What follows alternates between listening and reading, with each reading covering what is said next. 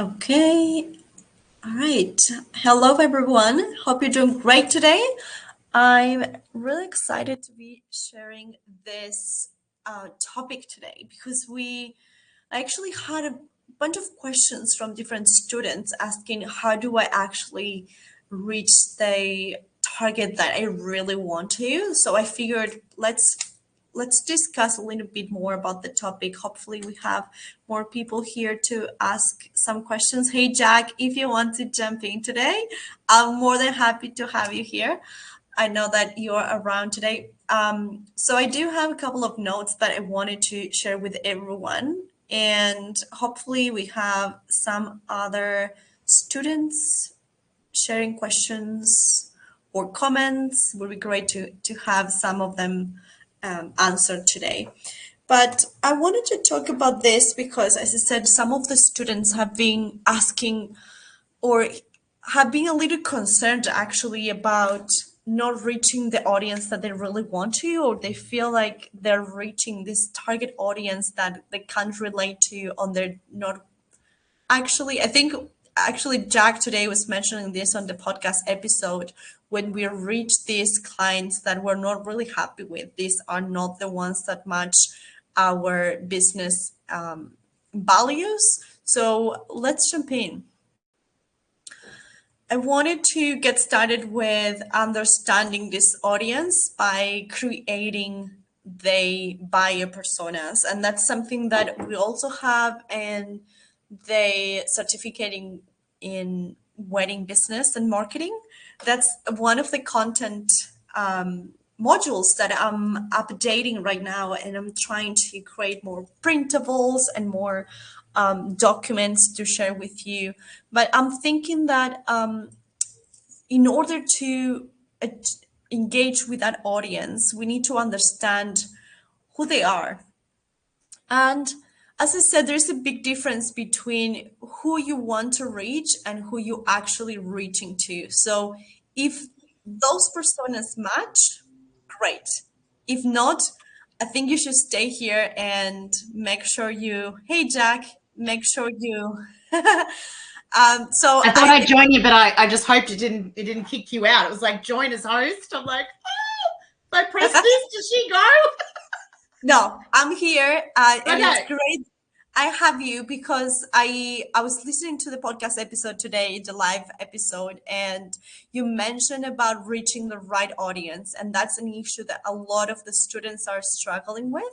They Yeah. notice that they're reaching these certain couples that might not fit the budget, or they might not fit the Yeah. kind of weddings they want to plan. So I wanted to discuss with everyone today how to communicate, especially craft the right message for Yeah. them to engage to the right audience.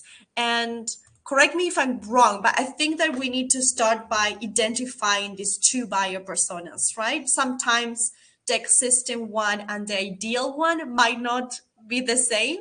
So we need to do a little bit of research. Especially, I noticed that some of the students from the certificate in wedding business, they're doing this in the planning in their business plan, right? So they identify the buyer personas, and sometimes they notice that their social media posts or their website messaging might not fit the one that they wanted to reach.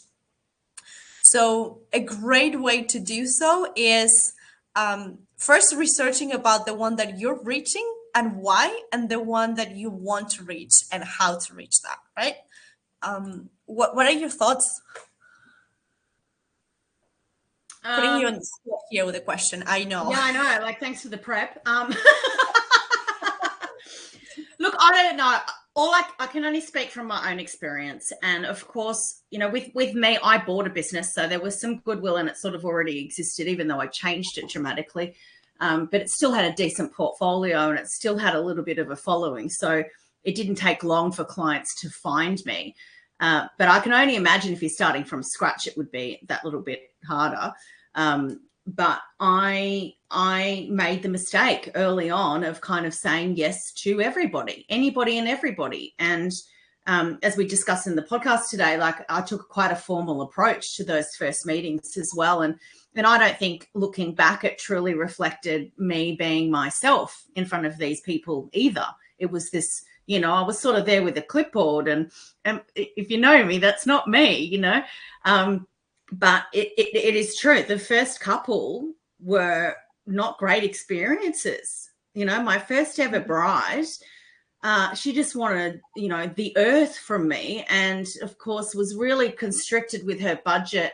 So just wanted absolutely too much and too many hours, and I didn't know how to manage it. But it just came with experience that you sort of, unfortunately, some of these mistakes prompt you to know those boundaries and speak with confidence about those boundaries, and you sort of tighten up your process. But I guess what you're asking about in a big picture is attracting them in the first place, I guess. Yes. And knowing that first, then putting it out there and attracting the right people and dealing and onboarding the right people. Is that correct? Is that where you're going? That's true. And actually, you mentioned something really important that I did include in these slides, is working on the boundaries, right? Because that's part of targeting the right people. I noticed that it happens to me as well as my own clients. When you don't set the right boundaries, it's really easy to find the wrong clients, right? She's not talking about me, by the way. No. But it happens often that when you don't set clear expectations for your business, of course the client won't know what you want as well. So it's really important to set those expectations. And coming back at what you said about creating this and researching about the target you want to reach, I created here a list of items that I think we need to research a bit further, especially when we get started, because we don't have a website, we don't have social media channels. So we want to make sure that before getting started with all that, we know what kind of message to share with the people that they're gonna potentially be our clients, right? So we want to make sure that we research a little bit more about their pain points, their purchasing behavior, what they like, what they don't, what's their budgets, which is something really important for weddings. And I noticed that most of the wedding planners start with the budget, because I think that would trigger a lot of vendors, recommendations, venues, and a lot of other recommendations that they could do along the way. And if the budget is not there, but they want a wedding that they can't afford, it's already a recipe for disaster, right? I'm sure that you had that experience in the past. Yeah, I have had that experience in the past, and the way that I mitigated it, because I had a couple of brides that absolutely, as I said, expected the world but didn't have the budget. More and more, as I got to know more vendors in these areas where I did weddings, I became more confident in knowing what things are priced at and who did similar looks but on a cheaper budget, for example. Like who was a good florist that could do that sort of romantic look, for example, but wasn't $50,000, and I could give them advice on how they could repurpose things and move things and achieve that look. But I think the key is about being realistic about what things cost and setting it clear expectations. And also something that I would say early on, literally in meeting one, is that I make a commitment to you to be transparent through this whole process.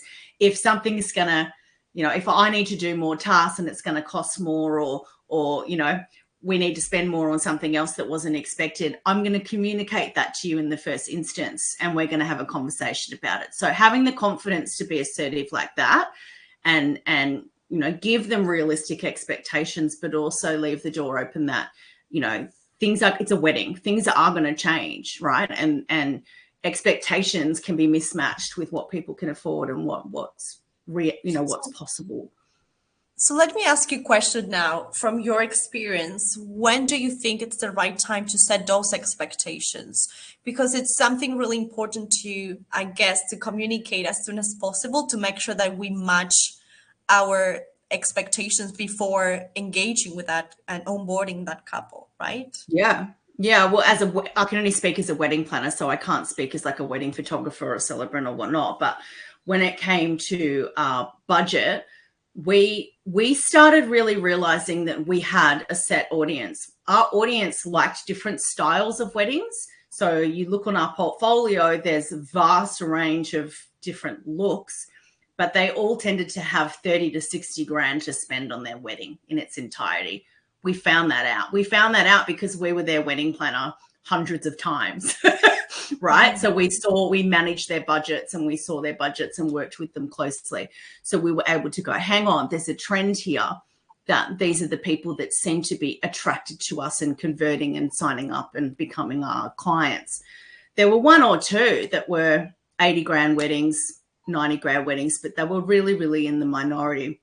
So again, unfortunately, it kind of comes with time that you can kind of pinpoint that data and look back on previous data from previous weddings and really hone in on that perfect client and who she is. But you know, I even before that, I sort of got an inkling of what platforms she would be on, what, you know, let's call it a she, our perfect client, what platform she would be on, what magazine she was attracted to. Based off the work that the previous owner had already done. Like we were kind of rocking a bit of a romantic look. And, you know, this ideal client wanted to achieve the look of some of our competitors, but she didn't have a $200,000 budget. She had a $50,000 budget. So, you know, I think asking those a lot of questions and not being afraid to go, what is your budget? Like what do you envisage? Even if it's ballpark, you know, what is it conservatively? What is it if it blows out a bit? You know, but then diving deeper into out of that 50, out of that 20, however much that is, how important is flowers to you? You know, throwing things at them in that first meeting, like, would it be, you know, you said that flowers are super important to you. Do you envisage like 7 grand out of your 50 going on flowers? Like, would that feel appropriate in terms of the impact? And do you know what I mean? Like, so I think from a wedding planner, it's easy to go in and talk about money because in most cases we're involved in that and we're involved with managing that. So they trust us to give them advice around that. So does that help? Yes, absolutely. As you mentioned as well, I think it's really important to see where to find the ideal client, right? Because sometimes when we get started, we say yes to every couple and then we ask for the budget. And that's a mistake that is easy to happen, right? Because you want to get the experience, you want to get the clients, you want to get the reviews. So you can say yes. And it doesn't really matter what kind of business it is. It always happens. And so what I listed as well is I think there are a couple of good tools to I guess find a way or understand a little more where that perfect and existent value personas are, right? In terms of if let's say you're a business planner and you are not targeting or you're not able to engage with the personas that you actually want to reach, there are several ways to find the why, right? You have your website, so you probably have a lot of information from Google Analytics, such as the demographics for those visitors, the interests, the behaviors, the times they're logged in, the time they're visiting, what they're visiting, and how long they're staying on your website. If you have a social media channel, you also can get analytics to maybe understand a little more about the engagement, the content performance. If you already have current clients, you can conduct some kind of surveys and see what's happening with their pain points, purchase behaviors, and understand a little bit more about who you're reaching to hopefully how do you put that? How trying to reword, trying to rebrand a bit more to reach the right audience and craft that message to the right way for your right audience and Yeah. maybe filter them out a little better, right? But at the beginning of the engagement, so you make sure that if you onboard that client, you make sure and you know that that client is the one that want to work with. Yeah.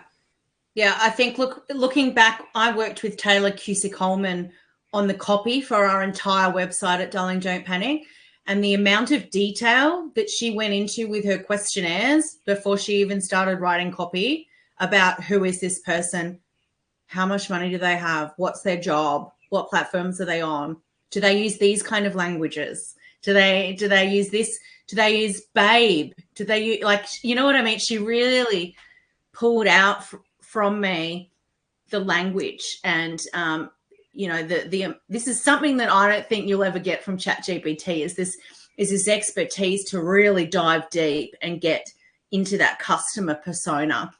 And she drew out of me, I said in a throwaway comment, well, I'm their wedding bestie, and she was like, oh my God, I love that, and that's been peppered through the website.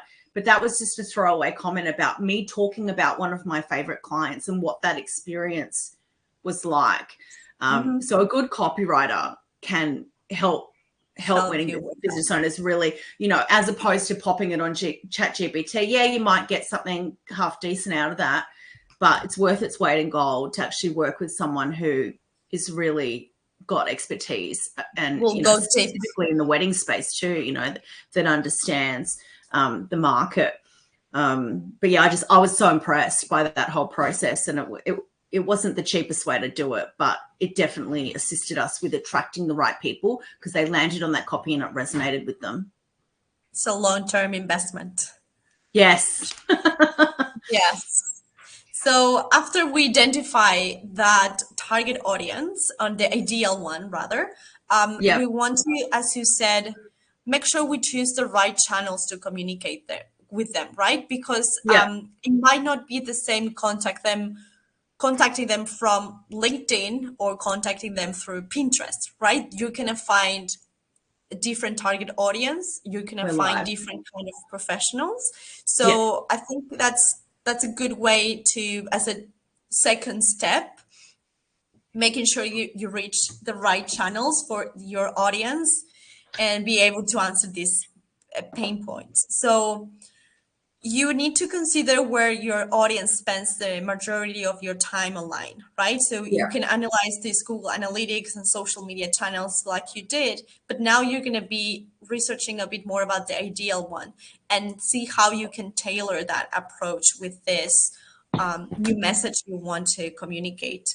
So social media platforms is one of them. As we said, there are many social media channels right now, but the good thing is that you can target them by the social media channel that you use. For example, Facebook could be, I would say now it's for a mature audience rather than TikTok or Snapchat. I don't know. I mean, the numbers don't lie. We're still on there, right? I'm talking as a mature person.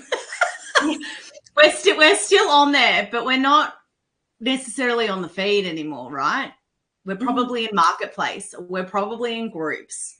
You know what I mean? Like, so I think don't rule Facebook out. And Facebook is WhatsApp. Facebook is Instagram, right? So you can always switch off different placements and whatnot. But maybe dive a bit deeper and think about, if it's me and I'm 40 and I'm still on there, I'm not really browsing. I'm in particular areas. So diving a bit deeper, and I wouldn't rule it out because it's still no, absolutely not. Yeah. And I think that that's a target audience, right? That's a buyer persona. You might not want to target young couples, right? So perhaps that's a way to filter them out rather than having perhaps TikTok or Snapchat where you can find younger audience that might not be ready to get married, right? So it might not even be there. The other thing that's important with Facebook is that you can obviously target engaged couples. that are newly engaged, right? That's something that you cannot do on TikTok. You cannot do on Pinterest. You know, it's literally targeting people by their relationship status changing. So, you know, that alone is kind of a bit of a pearler for weddings. Yes. Yeah.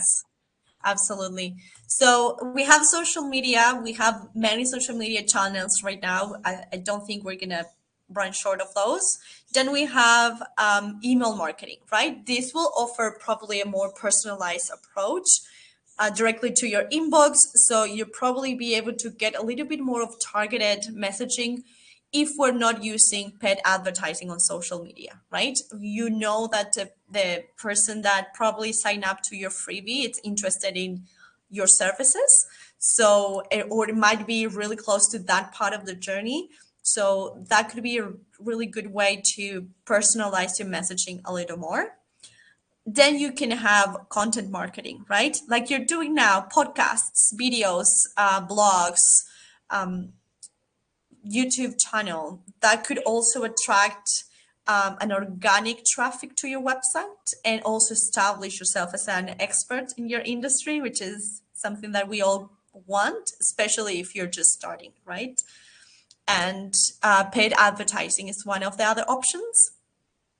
I think it will help you, like you said, target a wider audience or really niche audience, depending on your target demographics. And if you said, like you said, if they are engaged or if they're looking for a florist, you can perhaps offer lookalike audiences, which is something really interesting in the advertising world, right? If you're looking for a wedding related service, you can offer a wedding related service as well and kind of have a fun web of services that might go. I noticed like I was looking for a shower filter for my bathroom a few days ago, and now I have so many, and I have one for my tap, and they just, you start with one simple research, and now I ended up buying something that is related but it's completely different. So that's the beauty of advertising now, that you can capture those people that are looking for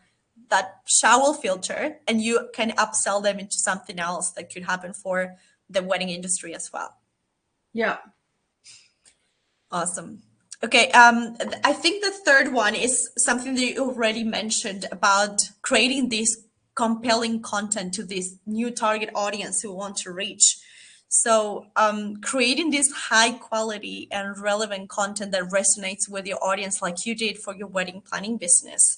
As you said, it might not be the cheapest way to do it, but it's a really good long-term investment because you make sure that you're not going through filtering these leads that might not fit your client's requirements. How would you put it that you might have Yeah. your own, yeah, right? It was definitely, you ironed out immediately that they wanted a personalized experience. They wanted to meet with me and have wine and cheese, and that be their experience with their wedding planner, not a team of 50 people, you know, or a budget of 100,000. That was pretty clear from the copy and the way that the website presented itself. So yeah, we priced people out, and we attracted what we wanted in, for sure. Now, Mariana, I'm going to have to love you and leave you. This was a surprise Sounds visit. good. So, I know, yes. I I've have got a still a podcast lot to to edit. share. So thank you so much for joining me. No worries. Good luck with the rest of it. All right. Bye. See you. All right. So I'll continue then with crafting this compelling content. Like Jack said, I think that hiring a copywriter could be a great fit for your business to make sure that these copywriters will ask you a lot of questions, not only about your brand, your wants and wishes, but also how you want to engage with them, how you want to communicate with them, what they should be expecting from you, from the messaging that you will be crafting for not only your website, but your blogs, your social media content, those participations in other podcasts you might want to share as well. So I do have a couple of tips about this compelling content that I'm hoping you can craft. So one of them is create. I think the content here is king when it comes to engaging with your audience, right? Because creating this high quality, relevant content that will resonate with your audience, your ideal audience, will help you learn more about their interests and needs.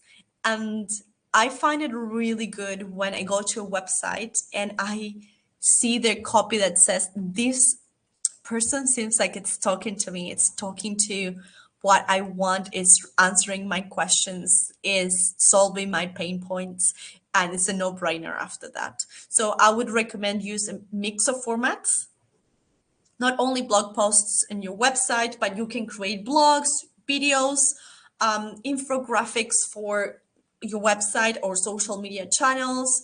You can participate on podcasts, and so you can keep your audience a little bit more engaged and interested with the content that you have to offer for them. Then you'll be focusing on this high quality content that adds value to your audience lives, right? Now there's no shortage of content in the online, right? In the World Wide Web. So we want to make sure that the content that you'll be sharing adds this value to this audience. Prioritize the relevance and authenticity and ensure that the content resonates with their audience interests and needs, like we said before. Then we're diversifying the content, right? Make sure that you experiment and don't be afraid of experimenting with various content formats to cater different preferences and consumption habits. What I notice is that you might have your target audience really well defined, but some of them will prefer to scroll the feed on Instagram before going to bed, and some of them will prefer to look into Pinterest's posts about decoration ideas or top 10 trends in the wedding industry, and they'll have different ways to reach to your content. So don't be scared of testing. As we said, you will have different channels to reach that audience, but this audience will be changing, and there's no perfect formula, so you will have to experiment. And even though, like we said, maybe a mature audience might be on Facebook, but also there might be other audiences also consuming that kind of content from Facebook as well. So you will have to experiment a little bit more to make sure that you're reaching out to your audience from all corners of the internet. I consider using blog posts, videos, infographics, everything that we mentioned. Interactive content is really important here because people would be more interested into engaging into that content, and the audience will.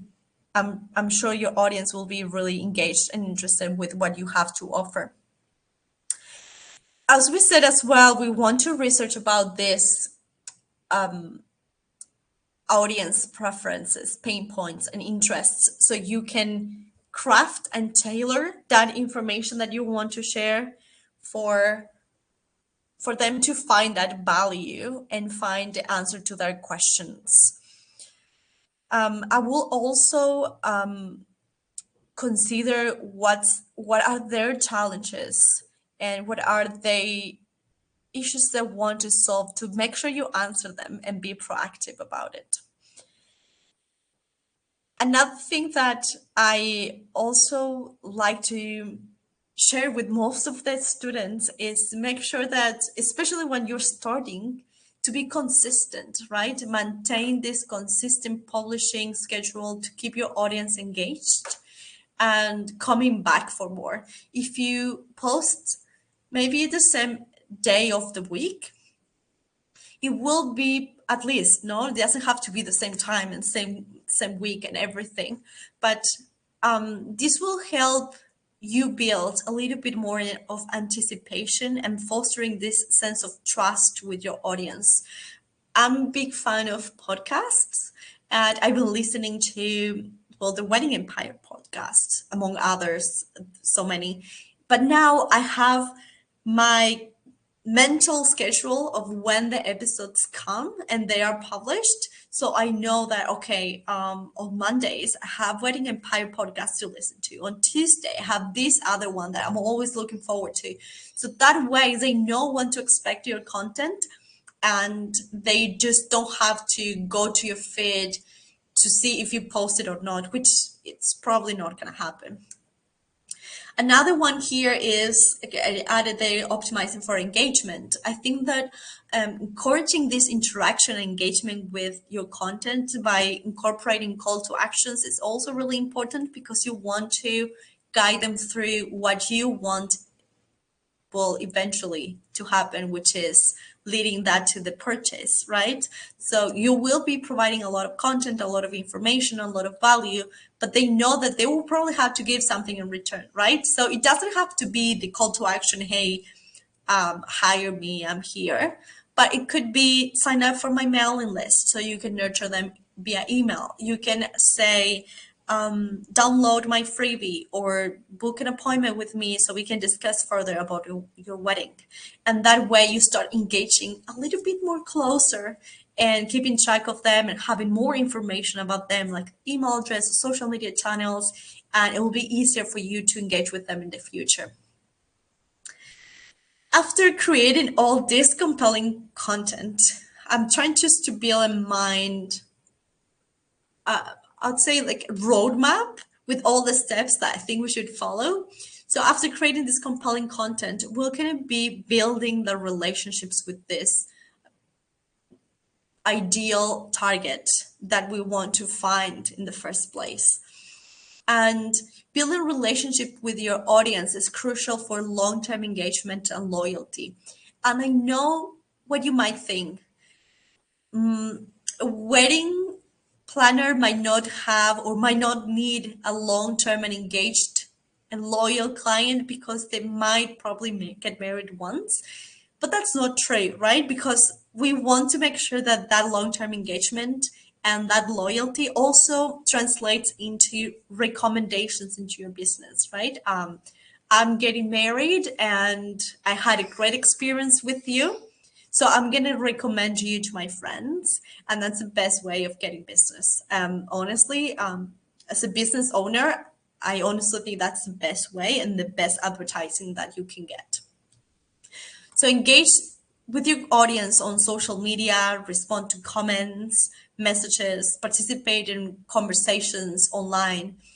You can offer this valuable content or discounts or promotions. So you will be incentivizing this engagement and encouraging the next call to action, the next step for them to engage even more with you, with your services and with your products. And this will end up also not only would translate into a good customer experience, right? So by actively engaging with your audience, by providing this value, you can cultivate this sense of trust and connection that strengthens with your brand reputation, just something that you want to build, especially when you're getting started, right?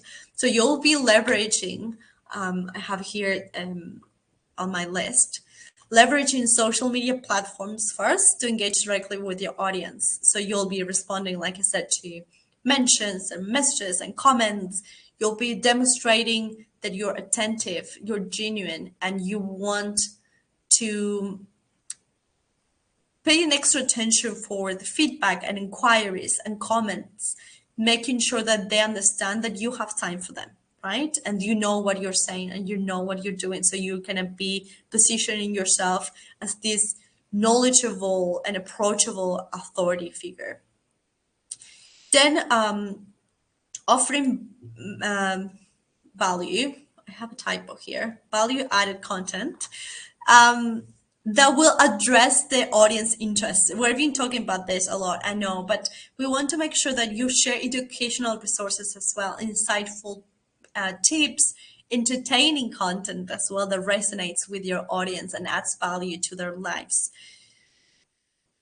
I strongly recommend sharing content that is not only buy from me, hire my services, give me money, right? We want to provide value, we want to provide information, we want to entertain our audience. And that's what happens on social media, right? It happens especially to me at the end of the day after work. I spend, I will probably share this, I shouldn't even, but I spend a lot, about 20-25 minutes before I go to bed, looking at reels or content on social media, catching up with my friends. And the first thing I do is I'm looking at the reels and I'm sharing reels to my friends or my boyfriend. And I want to make sure that that information that you're sharing is that one that gets viral everywhere, right? So why don't you want to get your information, your entertaining post viral? That's fantastic. So not only consistency, but also high quality and providing value are the top kind of content you want to share, especially to engage with that people that will be replicating and resharing your content to everyone else. Then we'll be incentivizing this engagement, like we said, offering discounts, promotions, maybe an exclusive offer for your audience, the followers, the email list. So you'll be incentivizing this engagement and rewarding these loyal followers. You can be hosting contests, giveaways, interactive quizzes to encourage their participation and create a little bit more of exciting around your brand, which we always need, to be honest. It doesn't matter if you're new or well established. And you can motivate your audience to engage with your brand and take action, right? With these giveaways or contests, they will be sharing your content as well. So this will be driving both short-term engagement and long-term loyalty, depending on the type of business that you have and the type of services that you offer.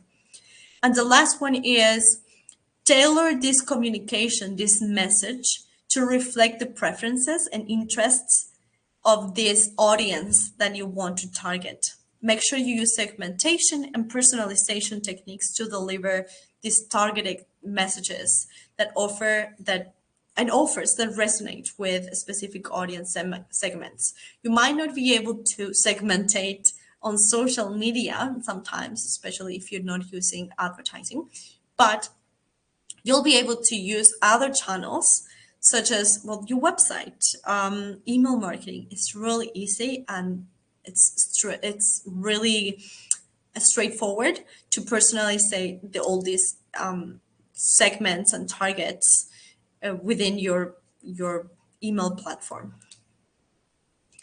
All right.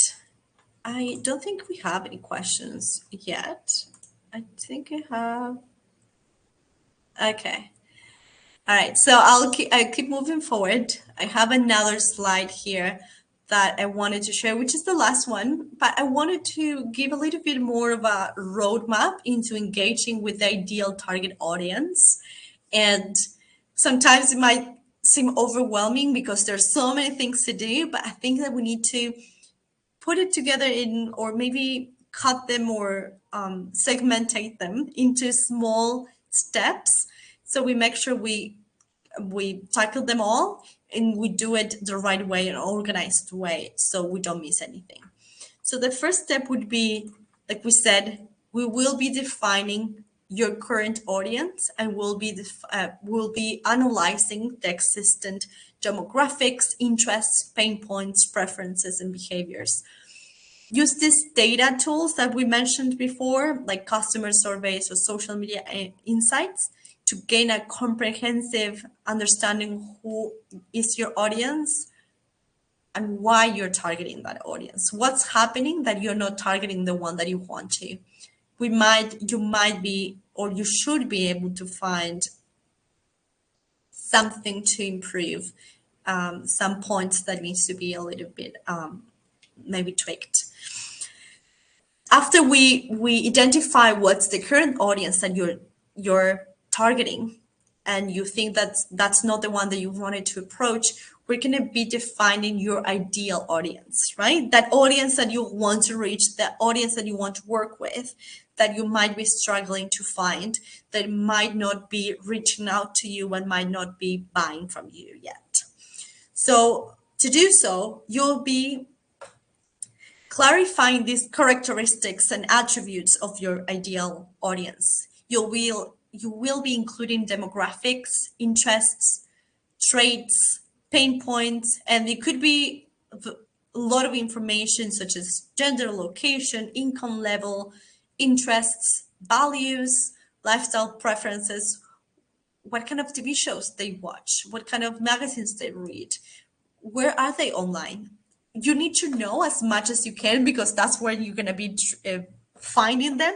You're going to be targeting them on social media and on ads, which is the best way to find them and to get all to that targeted. Then by clearly defining what your audience is, you can tailor your messaging and outreach efforts to attract and engage the most relevant and valuable prospects that you have on your list. The third step, and the one that I noticed that we miss most of the times, is putting yourself in their shoes. You will be empathizing with your audience by understanding their perspectives, their challenges, their aspirations.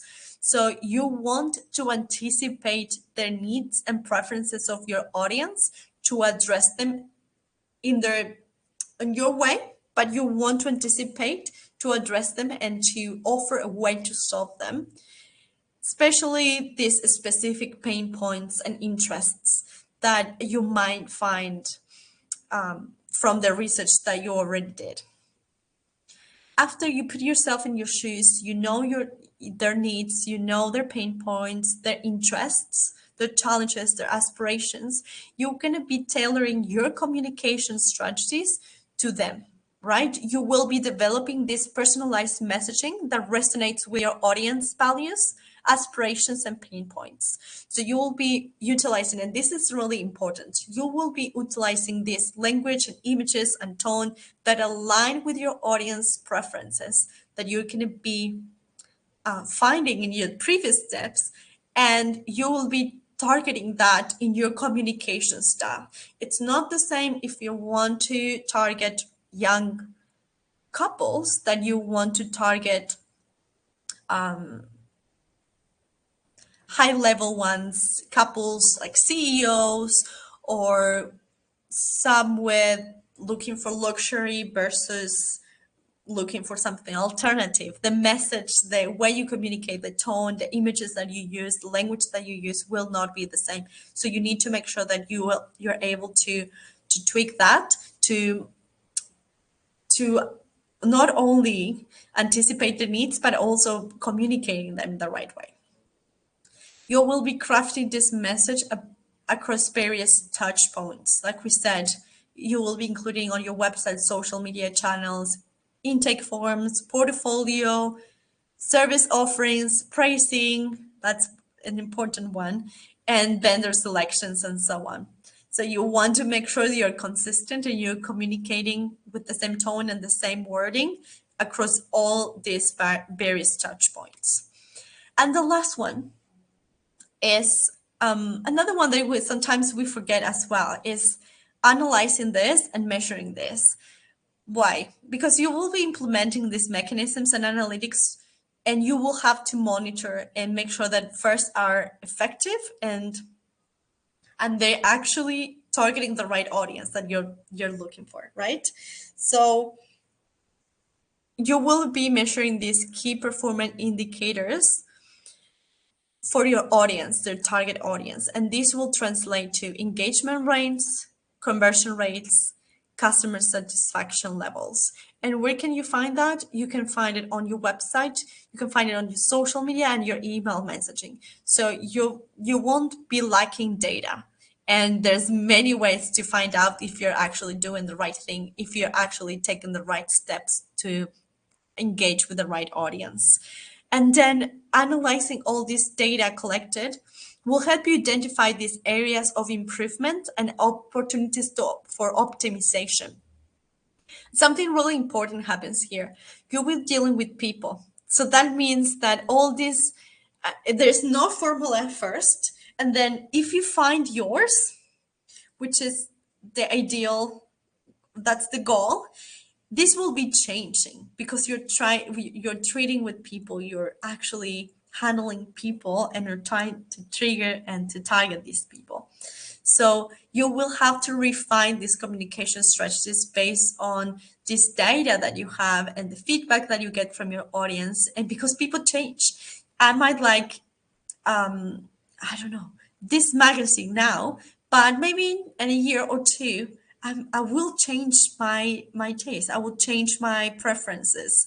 I would change the TV shows I watch. I would change the way I get access to my social media.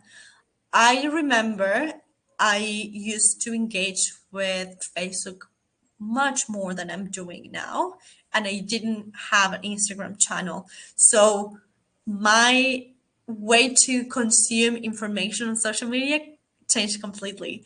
And that's usually the trend. So you need to make sure that every time that you come up with your own plan, you have to check, measure, and analyze from time to time to make sure that that information, that formula that you came up with, is still there and still targeting the same people that you want to. It might change. So that's pretty much what I have for today. I'm hoping that we can get more questions in the future. I got a little bit distracted because I have so much information to share, but I will be updating the content for, well, I'm actually updating the content for wedding business certification and the wedding marketing certification as well. So we'll be adding more information about this. So stay tuned. If you haven't enrolled on those certificates, reach out to me and we'll make sure you get access to this all new content we're coming up with. It's been a lot of research we've been doing for this, but I do have a lot of more content to share with you. So I'm sure that you get access to that too.